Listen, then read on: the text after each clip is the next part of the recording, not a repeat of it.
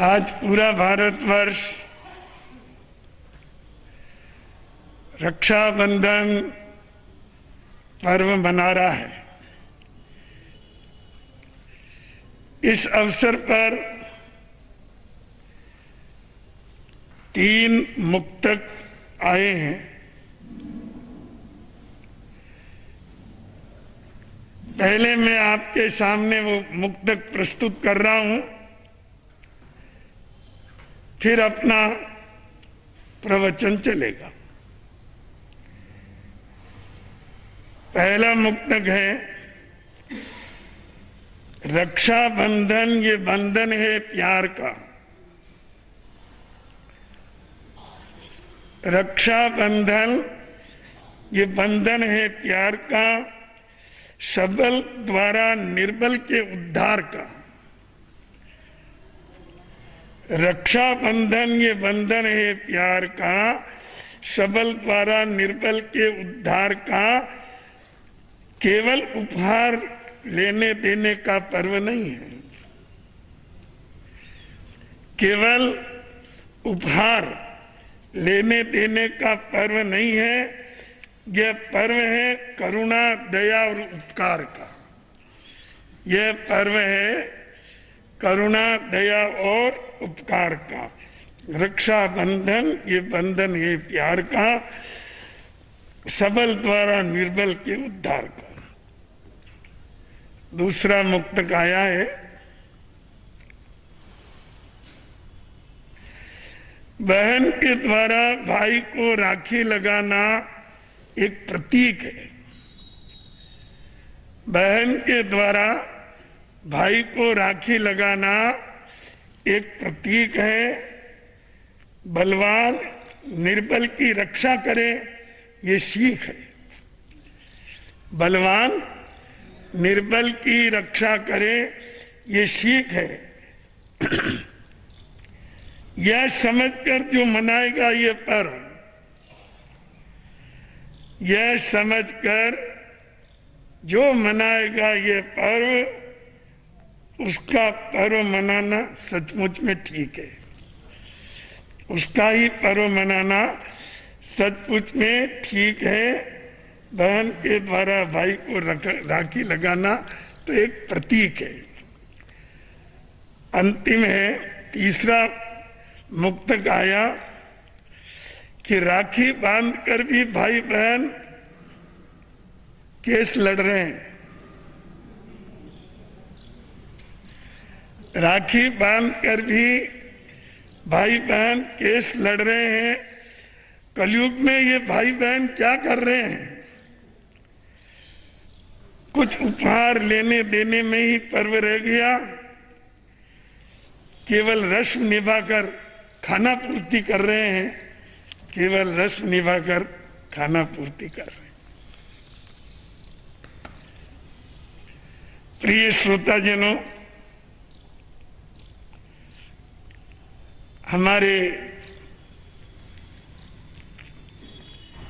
भारतवर्ष में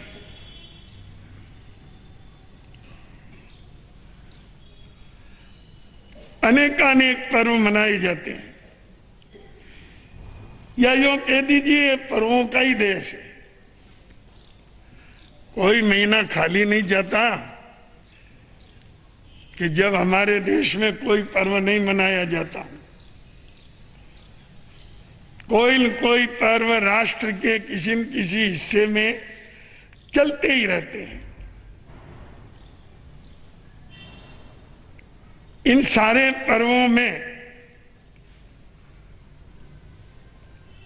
रक्षाबंधन का पर्व एक बहुत निराला पर्व है।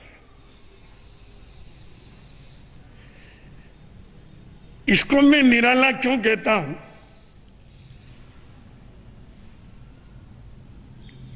कि सारे पर्वों में जो उनके नाम है, उनमें कई धर्म की बात नहीं है। कोई धर्म का शब्द जुड़ा हुआ नहीं है। दीपावली है, होली है, विजयदशमी है, यहाँ तक कि संवत्सरी है, संवत्सरी का अर्थ ही है साल भर में एक बार आवे वो संवत्सरी।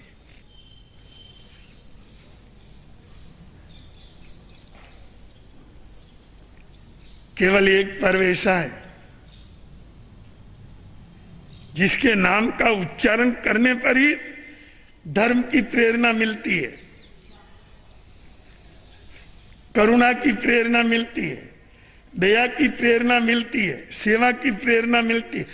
केवल नाम बोलते ही, नाम में ही परमार्थ है, नाम में ही परमार्थ है कोई ऐसा पर्व? ये रक्षाबंधन है। इस पर्व का नाम रक्षाबंधन, बस ये अपने आप में एक संदेश है, अपने आप में। रक्षाबंधन पर्व अपने आप को सार्थक कर देता है। जो इस पर्व को कहना है इस नाम से आ जाता है।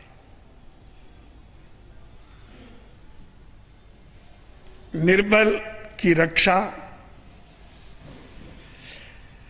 सबसे बड़ा प्रश्न है, क्योंकि इस संसार में मत्स्य गलागल न्याय चलता है।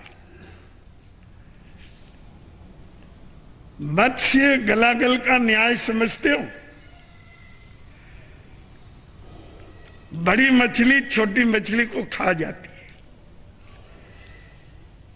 इसको मत्स्य गलागल न्याय कहते हैं। सारी दुनिया में यही चल रहा है। ताकतवर निर्बल को सताएगा, उसका शोषण करेगा और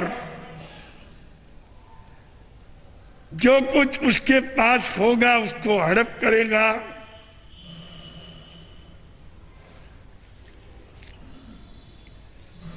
ऐसे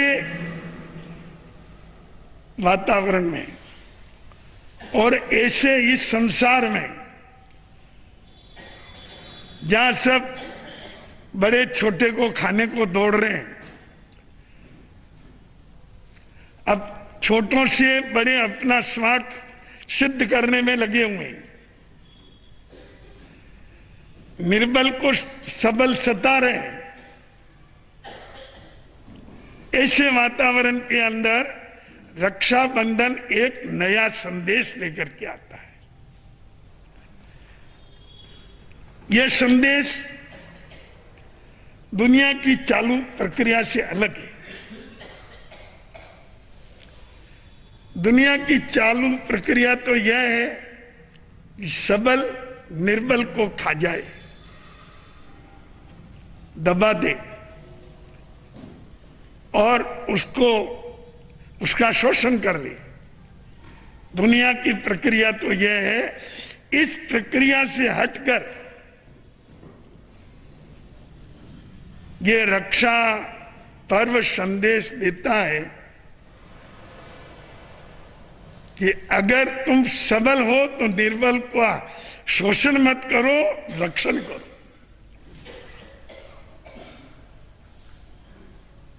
ये प्रतीक है कि बहन भाई को राखी लगाती है। ये स्वाभाविक बात है। एक पुरुष के मुकाबले महिलाएं अक्सर शारीरिक स्तर पर निर्बल मानी जाती है।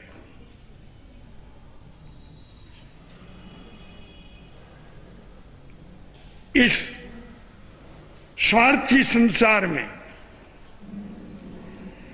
निर्बल की रक्षा कौन करे?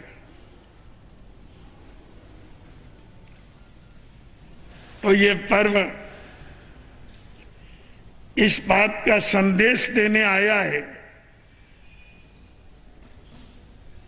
कि भाई सबल है, बहन धागा लगाती है, कि ए भाई, ये विश्व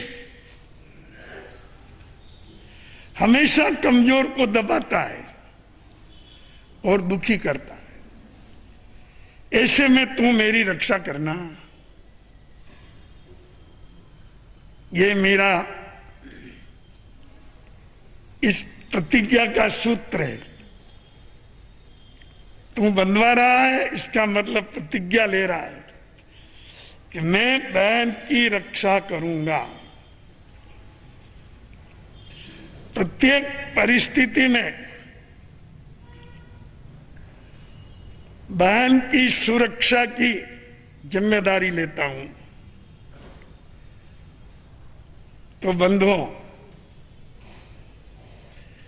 ये तो केवल एक प्रतीक है। इसका व्यापक अर्थ बहुत बड़ा है और इतना बड़ा है कि हम प्राणी मात्र तक इसके संदेश को सार्थक कर सकते हैं। अपने से जो भी निर्बल है, परिवार में, समाज में, देश में, अगर उस पर कई संकट आए, हम रक्षक बन करके खड़े हो जाए। ये राखी का संदेश है। अर्थ है रक्षा करना। राखी का अर्थ ही है रक्षा करना।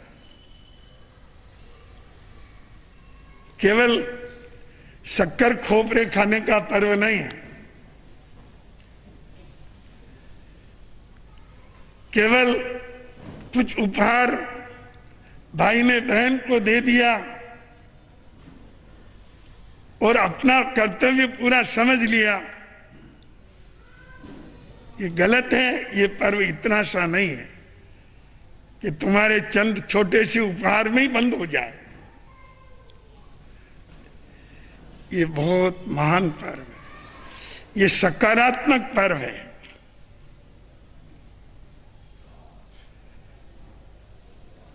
दो तरह की प्रवृत्तियां हैं, ध्यान से समझना, सकारात्मक और नकारात्मक।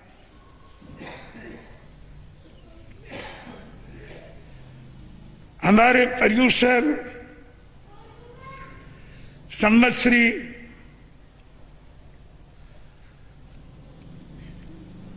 और जितने भी धार्मिक पर्व हैं, लगभग नकारात्मक है। नहीं करेंगे, झूठ नहीं बोलेंगे, हिंसा नहीं करेंगे, किसी को कष्ट नहीं पहुंचाएंगे, किसी की चीज का हरण नहीं करेंगे, किसी के साथ दुर्व्यवहार नहीं करेंगे। हम नहीं करेंगे। एक नकारात्मक प्रवृत्ति, जो श्रेष्ठ नकारात्मक प्रवृत्ति है। त्याग जितना भी है वो श्रेष्ठ नकारात्मक प्रवृत्ति के रूप है। मैं नहीं करूंगा। पर रक्षाबंधन एक ऐसा पर्व है जो व्यक्ति को सकारात्मक दृष्टिकोण देता है। दया कर, सेवा कर, परोपकार कर, औरों की रक्षा कर, औरों का कष्ट मिटा, निर्बल को बचा। ये विधेयात्मक पर्व है, बाकी निषेधात्मक पर्व है। दोनों परम श्रेष्ठ है। जो निषेधात्मक पर्व है वो अपनी आत्म कल्याण करने के अंदर ही सिद्ध है। अपना आत्म कल्याण करना भी कम महत्व नहीं रखता है। पर अगर हम किसी की सेवा करते हैं, अगर किसी मरते प्राणी को बचाते हैं, किसी निर्बल की मदद करते हैं, कष्ट पड़े हुए किसी प्राणी का कष्ट मिटा देते हैं, तो ये सकारात्मक पहल है। इसमें व्यक्ति अपना उद्धार तो करता ही है, पर अन्य प्राणी को भी आनंद पहुंचाकर उसके अंतर में भी धर्म का, उसके अंतर में भी अमृत का संचार कर देता है। तो इस पर्व के हृदय को समझना चाहिए। ये रक्षा इसकी हार्दिकता है। भगवान महावीर को किसी ने पूछा कि भगवान आप तो बड़े कृत्य हैं।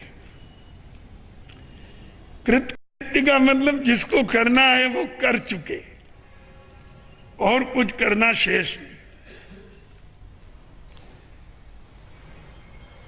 आपने 4 कर्मों का क्षय कर दिया, केवल ज्ञान पा लिया,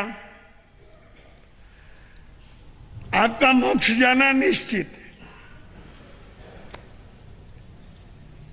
फिर ये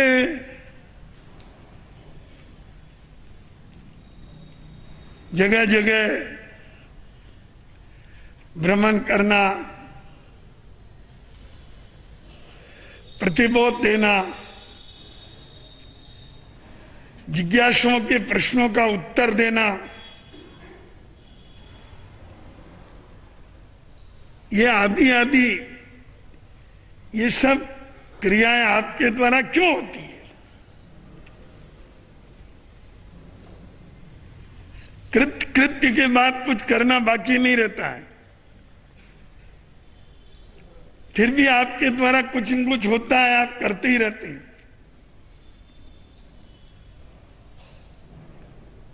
तो इसका क्या अर्थ? परमात्मा भगवान महावीर प्रभु ने एक सूत्र दिया, उसे इस प्रश्न का जवाब समझना चाहिए। उन्होंने कहा, सब जग जीव जोणी रखन ठाए दय ठाए।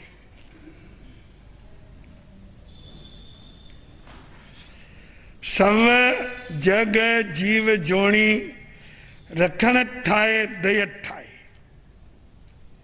इसका अर्थ है, परमात्मा भगवान महावीर ने कहा, मैं सारे प्राणियों की रक्षा करना चाहता हूं। उनके कष्टों को देख करके मुझे दया आती है, इसलिए मुझे विचरण करता हूं, प्रतिबोध देता हूं, प्रश्नों के उत्तर देता हूं कि ये सब प्राणी इतना कष्ट क्यों भोग रहे हैं। दया आती है इनकी रक्षा करने के लिए, इनको आत्म शांति और अनंत सुख देने के लिए मैं प्रवचन करता हूं। बंधुओं, ये बहुत गहरी बात है। ऐसे तीर्थंकर जिनके 4 कर्मों का क्षय हो गया और जिनकी मुक्ति निश्चित है, वो भी करुणा के लिए, दया के लिए प्रवचन करते हैं। ये विधेयात्मक प्रयत्न है। तो ये दया, करुणा और रक्षा, ये कोई 3 अलग अलग है क्या? जो दया है वही करुणा है, और जो करुणा है वही रक्षा है।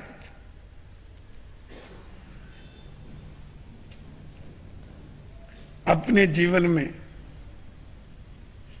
अगर हम इस राखी के संदेश को स्वीकार कर लें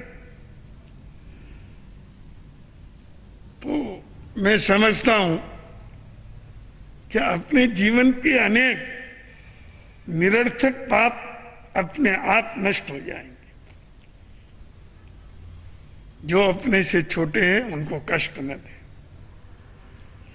और उनका संरक्षण करें, यही दया है, यही करुणा है। एकेंद्रिय, बेंद्रिय, तेंद्रिय, चौरिंद्रिय और पंचेंद्रिय, इनमें ज्यादातर तो सब आपसे छोटे ही हैं, निर्बल ही हैं। इन निर्बल जीवों पर भी दया करो। ये वृक्ष है, निर्बल है। ये नहीं कहते कि मुझे मत काटो, मुझे मत तोड़ो।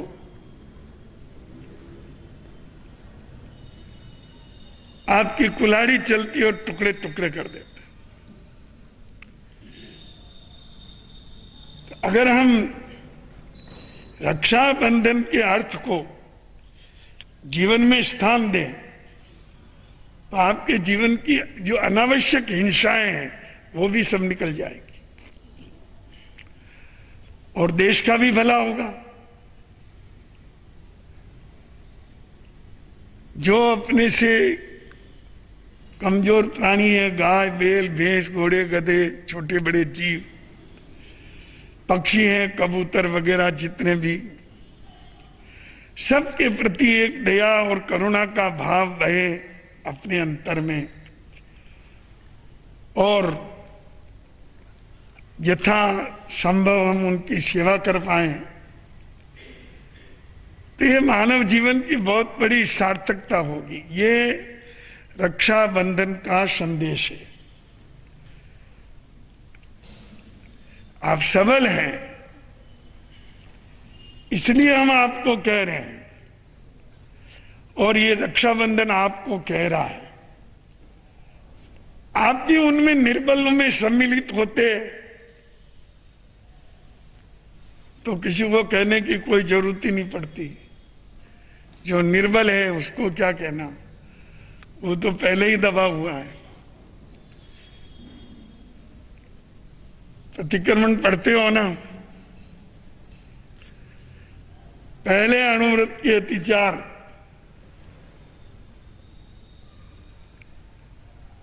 रोष वश गाढ़ा बंधन बांधा हो, गाढ़ा घाव गाला हो, अवयव का छेद किया हो, अधिक बार भरा हो, भात पानी का विच्छेद किया हो।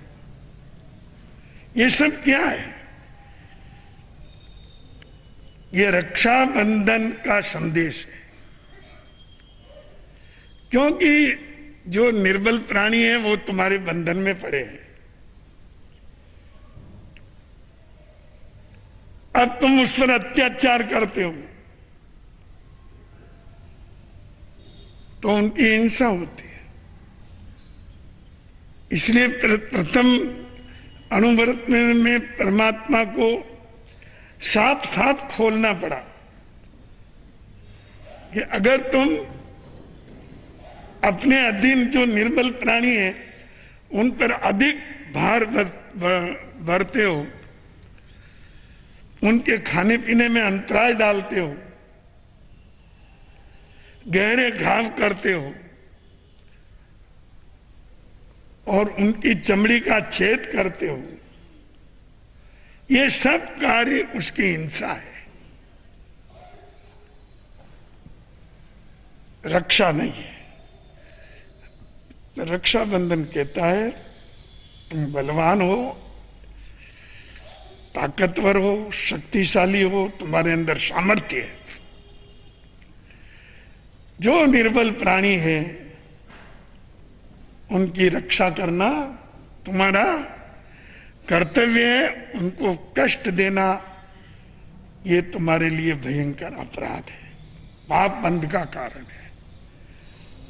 तो बंधुओं, इस रक्षाबंधन का संदेश बहुत गहरा है। हम व्यापक स्तर पर इसको काम में लें, केवल भाई बहन तक काम में न लें। जीवन के प्रत्येक क्षेत्र में आपका नौकर भी है, आपके यहां वो भी एक प्राणी है, उसको भी विश्राम चाहिए, उसके भी परिवार है, उनको भी खाना पीना चाहिए, उनको भी जीने का अधिकार है। इसीलिए वो आपके यहां नौकरी कर रहा है। आपका फर्ज उसको संरक्षण देने का है, न कि शोषण करने का। अगर आप संरक्षण करते हो तो रक्षाबंधन के संदेश को आत्मसात करते। ये रक्षाबंधन पर्व ही बहुत ऊंचा है, बहुत ऊंचा है, कि जिसके द्वारा विधेयात्मक प्रेरणा मिलती है, नकारात्मक प्रेरणा नहीं है। सबकी सेवा करो, सबकी रक्षा करो।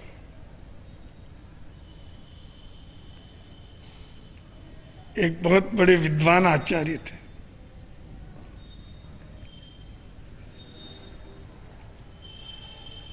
ये चक्रवर्ती सनत कुमार के समय की बात है। नमुची नाम का एक बहुत बड़ा विद्वान था। राजा के सम्मुख वाद विवाद करते हुए वो हार गया। पहले शास्त्रार्थ बहुत चलते थे, अपने अपने सिद्धांत की पुष्टि करना, सामने वाले के सिद्धांत का खंडन करना, सबके सामने उसको निरुत्तर कर देना, सिद्धांत के अनुसार। ऐसे शास्त्रार्थों का पुराने जमाने में बहुत आयोजन होते थे। अब तो इतनी सहिष्णुता ही नहीं है। अब तो किसी की पुस्तक में कोई गलत भी लिखा और गलत कह दे तो उसके लिए भी गोली तैयार है। अब धार्मिक सहिष्णुता, बौद्धिक सहिष्णुता समाप्त हो गई है। नमुची हार गया शास्त्रार्थ में। उसने तय किया इस जैन साधुओं से बदला लूंगा। ऐसा कोई अवसर आया जब राजा ने 3 दिन का राज्य उस नमुची को दे दिया।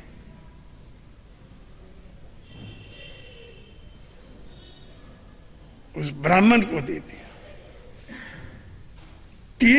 6 खंड का राज्य। खुश होकर के किसी कारण से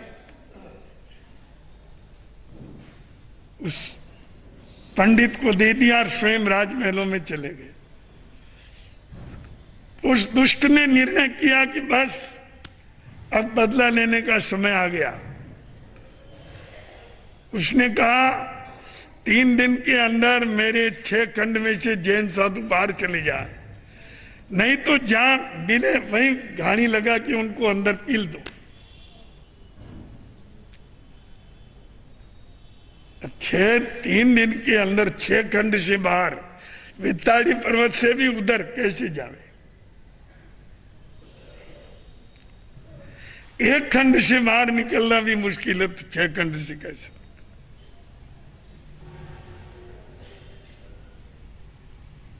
अत्याचार सीमातीत था।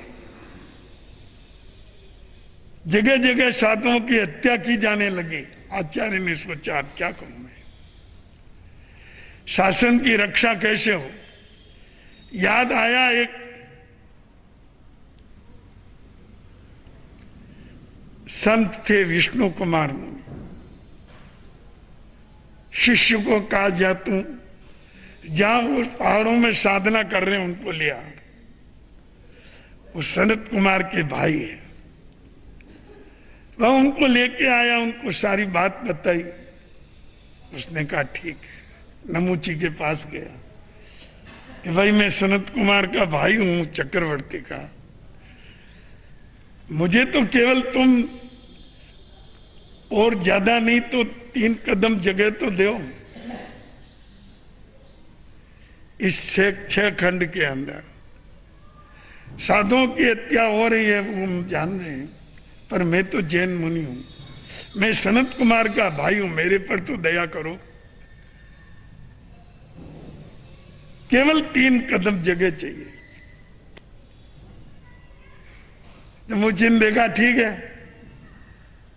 चलो चक्रवर्ती का भाई है तो 3 कदम जगह दी।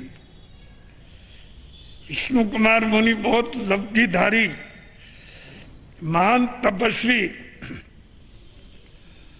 अनेक सिद्धियों के भंडार, उन्होंने अपना ऐसा विराट रूप बनाया कि एक पांव लगाया लवण समुद्र के किनारे, दूसरा बेताल पर्वत पर 1 कदम हुआ, तीसरा पांव लगाया चुल्हेम पर्वत पर 2 कदम हुए, 6 खंड इसमें आ गए। विष्णु कुमार मुनि ने कहा बोल तीसरा कदम कहां रखूं? हक्का बक्का रह गया। विष्णु कुमार ने कहा दुष्ट, तेने इतने निर्दोष मुनियों की हत्या की है, उसका नतीजा भोगने के लिए तैयार हो जा। मैं तीसरा कदम तेरी छाती पर ही रखूंगा। और उस नमूची से छुटकारा पाया जिन शासन ने, और शासन की रक्षा हुई। जैन शासन बच के रहा। हमारे यहां रक्षाबंधन के लिए ये रूपक बहुत प्रसिद्ध है। इसमें उन्होंने जैन साधुओं की और जिन शासन की रक्षा कर दी, इसलिए यही रक्षा पर्व है। और तो इसके साथ बहुत बातें जुड़ी हुई हैं, बहुत सिद्धांत जुड़े हुए हैं, क्योंकि ये पर्व बड़ा सार्वभौम पर्व है। सारे विश्व को इसे मनाना चाहिए, क्योंकि इसमें और कोई दिखावा नहीं है, आडंबर नहीं है, सीधा साधा पर्व है कि जीवन के अंदर निर्बल की रक्षा करने की प्रतिज्ञा ले, बस सीधी बात। अगर हम ये आत्मसात कर लें तो रक्षा पर्व की सार्थकता हो जाती है। बहुत पुराने समय से इसकी दृढ़ मान्यता है। जब गुजरात के किसी बादशाह ने चित्तौड़ पर हमला कर दिया,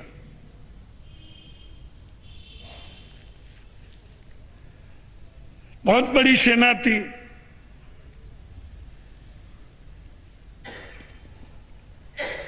चित्तौड़ को घेर लिया।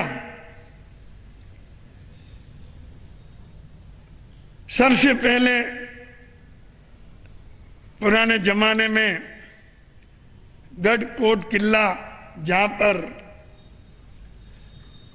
राजधानी होती थी, उसको घेर लिया जाता था। कोई वस्तु अंदर जा नहीं सकती, आ नहीं सकती। वो देखते हैं, हैरान होकर के द्वार खोल देंगे, पहले घेरा डालते हैं, बाद में युद्ध होता है। महाराणा की धर्मपत्नी कर्णावती चित्तौड़ के संकट को, भयंकर संकट को समझा। टिड्डी दल की तरह आए हुए उस बहुत बड़ी सेना का मुकाबला कैसे करे। मेवाड़ के मुट्ठी भर क्षत्रिय, छोटी और सीमित सेना, चित्तौड़ का पतन निश्चित था और सर्वनाश टलना मुश्किल था। कर्णावती ने सोचा क्या करूं, कैसे चित्तौड़ की रक्षा हो। उसको याद आया हुमायूं, अकबर का पिता। उस समय हिंदुस्तान के अंदर अनेक स्टेट पर उसका शासन चालू हो गया था, बादशाह के रूप में स्थापित हो रहा था। एक शक्तिशाली बादशाह के रूप में उसकी ख्याति बढ़ रही थी। एक ऊंट सवार को राखी और साथ में एक पत्र दे के भेजा, हुमायूं को कहना चित्तौड़ की महारानी कर्णवती ने ये आपके सामने आपके पास राखी का धागा भेजा है, ये रक्षाबंधन है। हमारे हिंदुओं के अंदर बहन भाई को ये धागा लगाती है। आप ये धागा अपनी कलाई पे धारण करें। महारानी कर्णवती आपकी बहन है। हुमायूं ने कहा स्वीकार करता हूं। कहो बहन के क्या हाल चाल है। चित्तौड़ पर घेरा पड़ा है, बहुत बड़ी सेना है, मेवाड़ की सेना मुट्ठी भर है, चित्तौड़ का बच पाना बहुत मुश्किल है, आपकी बहन बहुत संकट में है। हुमायूं ने कहा मैं राखी की लाज रखूंगा, मुसलमान हूं तो क्या, वो मेरी बहन हिंदू, उसने मुझे धागा पहुंचाया। तत्काल सेना को तैयार किया, चित्तौड़ की तरफ कूच किया। चित्तौड़ नजदीक तो है नहीं ना, कहां दिल्ली कहां चित्तौड़, सेना को आने में टाइम तो लगता ही है। यद्यपि हुमायूं बहुत तेजी से आ रहा था, पर दुर्भाग्य ये हुआ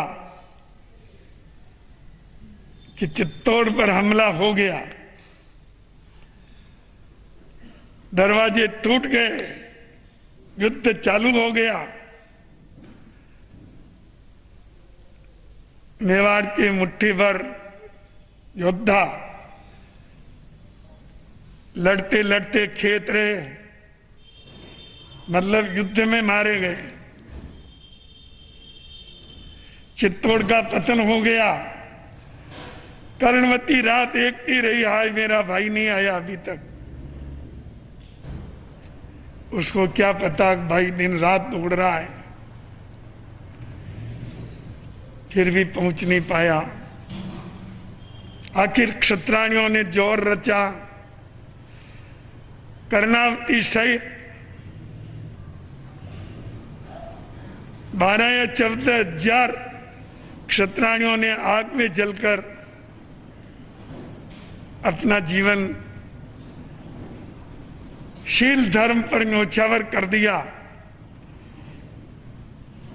मेवाड़ में चित्तौड़ में 3 बड़े जोर हुए, उसमें एक बड़ा जोर ये भी था।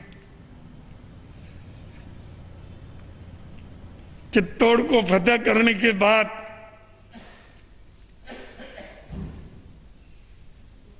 गुजरात की सेना, जो कोई मुसलमान बादशाही लेकर के आया था, वहां सुबह कायम करके चले गए। पीछे आई हुमायूं की सेना, तत्काल चित्तौड़ पर गए। उन्होंने पूछा ये क्या हुआ।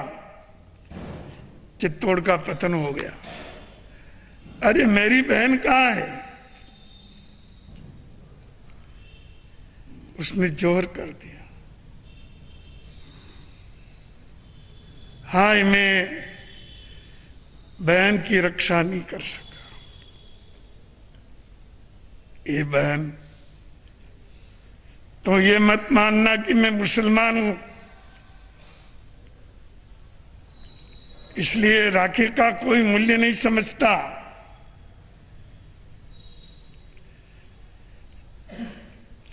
भले ही मुसलमान हूं, मैं तेरा भाई हूं। तेने क्या समझा होगा कि मुसलमान क्या समझेंगे एक हिंदू बहन की भावना को? नहीं बहन, मैं दिन रात चल के आया हूं, पर मेरे आने के पहले ही चित्तौड़ का पतन हो गया। हे बहन, मैं तेरी रक्षा नहीं कर सका। जौहर की राख को लेकर के चुम्मा सिर चढ़ाया और अब मन ही मन के अंदर बहुत दुखित हुआ कि बड़ा श्रम करने के बाद में भी मैं बहन की रक्षा नहीं कर सका। ये घटना बहुत पुरानी नहीं है। वो सब बलि को धागा लगाया लक्ष्मी ने, या और कोई ये नमूची वाली घटना हुई सनत कुमार चक्रवर्ती के समय, ये सब पुरानी घटना है। पर ये तो बहुत ताजा है। ये मुगल साम्राज्य के जमाने की ही बात है और 200-400 वर्ष इतने लंबे कालखंड के अंदर कोई ज्यादा नहीं होते। बस इतने कुछ वर्षों पहले की बात है कि हुमायूं कर्णावती की राख को लेकर के रोया। बंधु, ये राखी की गहराई है।